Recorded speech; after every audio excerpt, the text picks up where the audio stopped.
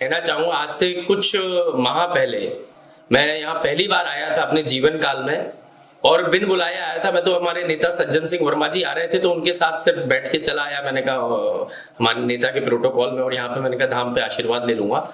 अचानक से मेरे से जुड़े हुए एक छोटे भाई ने अर्जी लगाई और उस पर्चे में लिख करके आया कि मैं आने वाले चुनाव में न सिर्फ टिकट मिलेगी, चुनाव जीतूंगा भी और विधायक भी बनकर आऊंगा। और महाराज जी ने यह भी कहा कि आने वाली सरकार में मैं स्थापित होऊंगा। तब मुझे शायद वो बात समझ नहीं आई कि महाराज जी ने जो भविष्यवाणी करी थी वो क्या देख करके की थी। लेकिन आज जब मैं आया हूं तो मुझे वो एक एक शब्द सा अक्षर याद है और मैं समझता हूं कि जो मेरे लिए भविष्यवाणी की गई थी पंडोखर महाराज द्वारा वो सा अक्षर बिल्कुल सही हुई है। मैं नियम से सारे मैंने अमावस्या करी, हर अमावस्या पे मैं लगातार आया और 5 अमावस्या भी मैंने पूरी करी। और मैं कहना चाहूंगा कि इस जीत में महाराज जी की बहुत अहम भूमिका है। हनुमान जी के आशीर्वाद के बिना, पंडोखर महाराज के आशीर्वाद के बिना ये जीत संभव नहीं थी। और जैसा कि उन्होंने उस समय पे भविष्यवाणी पूरी करी थी, जो भविष्यवाणी करी थी वो आज साक्षर पूरी हो गई है। मुझे आज विधायक बनने का भी अवसर मिला है और सदन में मुझे स्थापित करके उपनेता प्रतिपक्ष बनकर अपने लोगों की, अपने कांग्रेस पार्टी की आवाज उठाने का भी जिम्मेदारी मिली है। मैं धाम से कुछ माह पहले ही जुड़ा, मैं जैसा कि मैंने आपको बताया। और मेरा धाम पे भी मैं तो समझता हूँ कि साक्षात हनुमान जी महाराज ने बुलाया था मुझे। मेरा धाम आने का कभी कोई ऐसा, मैं तो टीवी पे यूट्यूब पे देखा करता था लेकिन कभी भी ऐसा आने का कोई प्लान नहीं था। अब कुछ लोग ये भी मैंने देखा मीडिया के कुछ लोगों ने इंटरव्यू इस तरीके का चलाया कि पंडोखर महाराज की फलानी भविष्यवाणी सही नहीं हुई। तो मैं एक चीज कहना चाहता हूं, जैसे हम कभी किसी डॉक्टर के यहाँ उपचार कराने जाते हैं, इलाज के लिए जाते हैं, डॉक्टर आपको पर्चा लिख के दे देते हैं।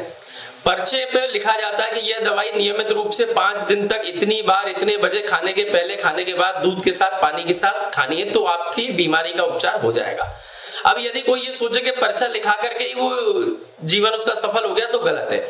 यदि आप जीवन में नियमों का पालन नहीं कर रहे, डॉक्टर की बताई हुई चीजों का पालन नहीं करेंगे तो आपका इलाज नहीं हो पाएगा। वैसे ही जब तक पंडोखर महाराज ने जो पर्चे पे लिखकर दिया है उसके बाद अमावस्या का आप लगातार आपने नहीं किया है पूजन, जो नियम आपको बताए गए उनका पालन नहीं किया है तो आपको जीवन में सार्थक कभी भी फल नहीं मिलेगा। और यदि आप पालन कर रहे हैं तो मैं अपने विश्वास से कह सकता हूं कि आपको जो पर्चे पे लिखा है वो 100 नहीं, 1000 नहीं, 1,00,000% वो बात पूरी होगी। तो यदि किसी की भी भविष्यवाणी पूरी नहीं हुई है तो मैं इसको बिना देखे ही मैं आपको अपने विश्वास के साथ कह सकता हूं उन्होंने नियमों का पालन नहीं किया होगा।